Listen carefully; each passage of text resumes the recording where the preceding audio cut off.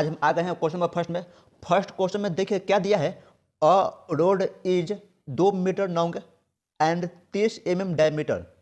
जो हमारा ऑब्जेक्ट दिया है, जो हमारा वस्तु दिया है, उस वस्तु का जो डाया है ना, डाया डाया जो दिया है 30 mm दिया है। ये कितना दिया है? 30 mm दिया है, ठीक है।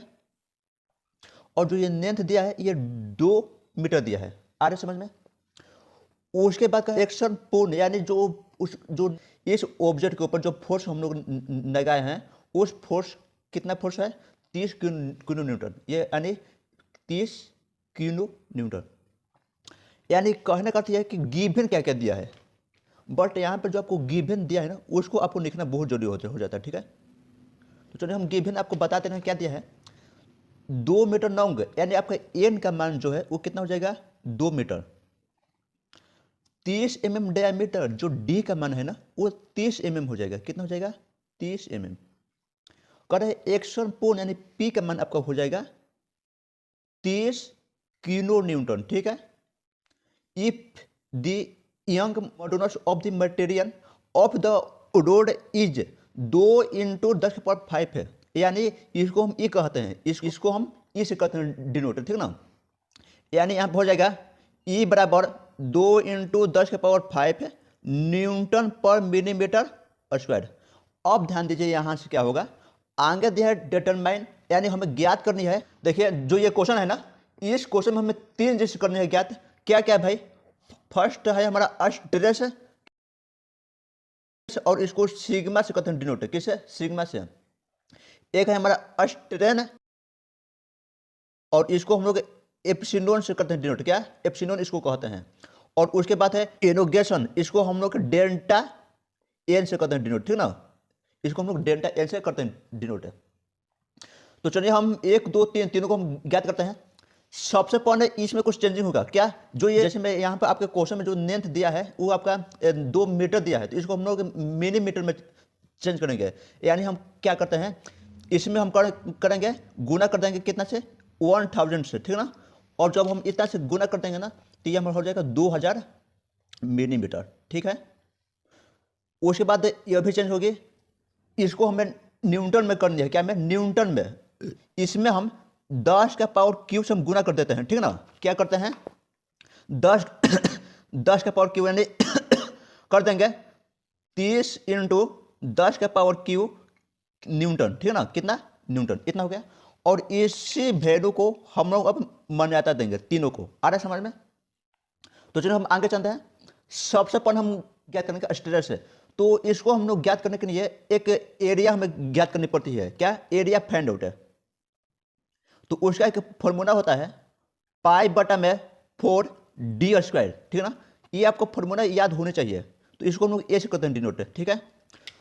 तो ध्यान दीजिए क्या होगा, पाई का पाई धर दीजिए, कुछ मत कीजिए, बाटा में 4, डी देखिए डी क्या दिया है? 30 दिया है ना, यानी 30 का हम स्क्वायर कर देंगे। क्या कर देंगे? 30 का स्क्वायर हो जाएगा। जब हम 30 का स्क्वायर करेंगे तो इसके बाद हम अब यूज करेंगे कैलकुलेटर की, ठीक ना। अब आप पेपर में भी यूज कर सकते हैं, कोई दिक्कत नहीं है। तो इसको ऑन करके देखिए हम करते क्या है, पाई गुना है ना 30 का स्क्वायर, कितना हो जाएगा? 900 हो गया। और डिवाइडिंग बाई 4 होता है ना, 4 हो गया। कितना गया? 706.85, इतना आया ना। तो यहाँ पर लिख देंगे 706.85, इसका यूनिट हो गया मिलीमीटर स्क्वायर, हो गया। इतना हमें एरिया आ गया। ज्ञात करेंगे सिग्मा, तो इसको हम ज्ञात करने के लिए एक फॉर्मूला हमारा होता है। स्ट्रेस को हम लोग सिग्मा से कहते हैं डिनोट, ठीक ना। तो इसका एक फॉर्मूला होता है P/A। क्या होता है? P/A। P आपका यहाँ पर गिवन है, क्या दिया है? 30 × 10⁻³ न्यूटन दिया है ना। यानी P आपका गिवन है, तो हम क्या करेंगे? सिग्मा बराबर कर देंगे। P कितना दिया है? 30 × 10⁻³ न्यूटन, डिवाइडिंग बाई एरिया कितना आया यहाँ पे? एरिया ज्ञात किया है ना अभी, कितना आया है?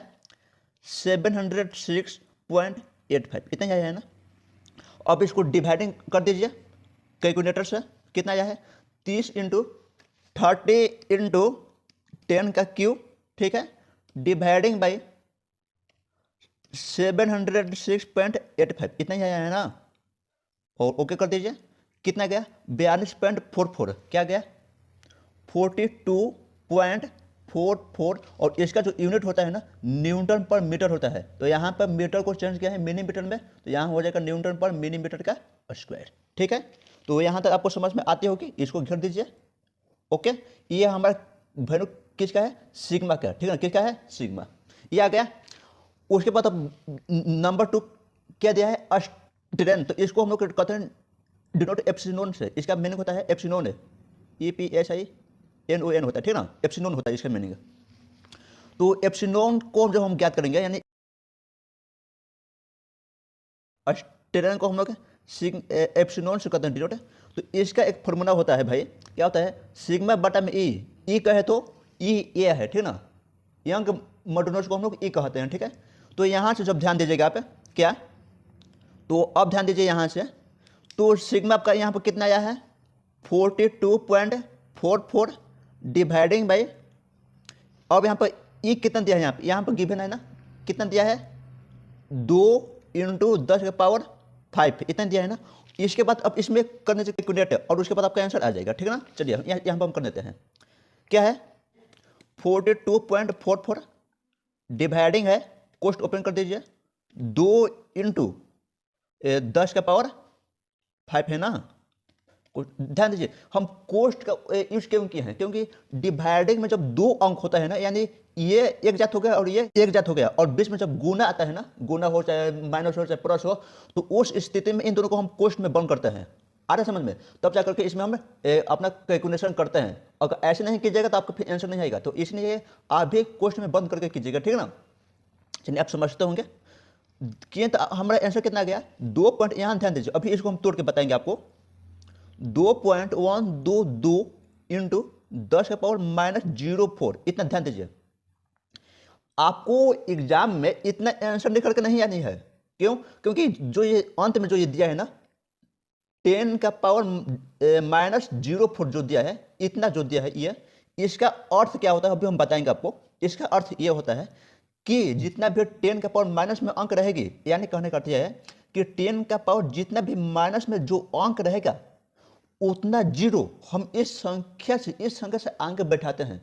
कहने का अर्थ यह है कि यहाँ पे 10⁻⁻4 है ना, यानी 4 को जीरो हम यहाँ पे बैठाएंगे, 1 2 3 4 गिनती करके 4 को, उसके बाद ये बाकी अंक हम लिख देंगे, क्या 2 1 2 2, इतना कर दिया।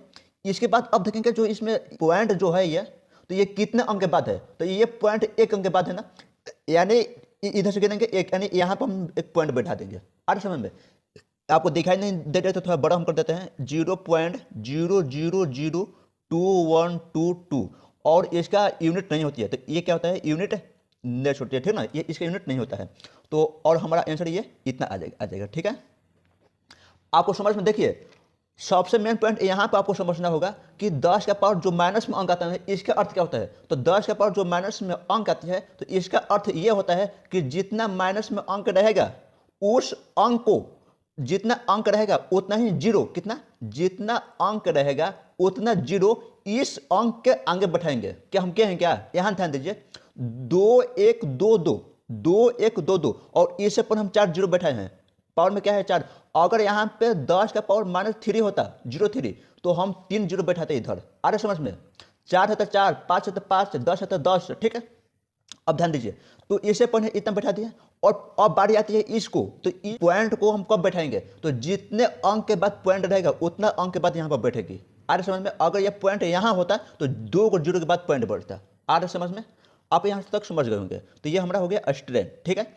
अब आते हैं हम डेल्टा एन ज्ञात करेंगे, ठीक ना। ध्यान दीजिएगा, जो ये हम डेल्टा एन ज्ञात करेंगे ना, तो इसका एक फॉर्मूला होता है, ठीक ना। क्या होता है भाई, डेल्टा एन का होता है फॉर्मूला एप्सिलॉन इंटू लेंथ, यानी स्ट्रेन इंटू लेंथ होता है, ठीक ना। तो ध्यान दीजिएगा यहाँ पे ये कि ये कितना आया, स्ट्रेन आपका कितना आया है भाई, 0.0002122, कितना आया है 0.0002122, इतना ही आया है ना, इतना ही आया है, इंटू आपका लेंथ कितना दिया है भाई 2 मीटर तो दिया था, लेकिन मीटर को हम मिलीमीटर में चेंज किए, तो चेंज करने के बाद 2000 मिलीमीटर हो गया, यानी हम गुना कर देंगे 2000 से, ठीक है ना, हो गया इतना। उसके बाद हम इससे कर देंगे कैलकुलेट, कितना है 0.000222 हुआ इंटू 2000 कीजिए, कितना गया 0.4244 आ गया ना, कितना गया आपका आंसर, आपका डेल्टा एन बराबर आ गया यहाँ पे 0.4244 और इसका यूनिट हो गया मिलीमीटर स्क्वायर, केवल मिलीमीटर, स्क्वायर नहीं होगा, ठीक ना, स्क्वायर नहीं होगा, केवल मिलीमीटर, और ये हमारा क्या हो गया आंसर। आ रहा समझ में? तो ध्यान दीजिए, आपके जो क्वेश्चन में ये बन गया, 3 क्वेश्चन दी थी, फर्स्ट हम ज्ञात किया यहाँ पे आया है, ठीक है, नंबर 2 हम ज्ञात किए हैं यहाँ पे आया है, ठीक है, जो नंबर हम 3 ज्ञात किया है इसको, तो ये यहाँ पे आया है, ठीक है, तीनों हो गया। चलिए अब हम चलते हैं क्वेश्चन नंबर 2 में, और इस वीडियो में नहीं, दूसरी वीडियो में हम क्वेश्चन नंबर 2 हम बताएंगे आपको, ठीक है ना, ये क्वेश्चन नंबर 2 कैसे बनेगी, और एग्जाम के व्यू से हम 4 थोक बताएंगे, अभी 4-5 थोक बताएंगे, वहाँ से आपको 1 ना 2 आएगी, 5 नंबर में 1 या 2, 1 नहीं तो 2 आएगी, ठीक है ना। तो चलिए हम चलते हैं नंबर 2।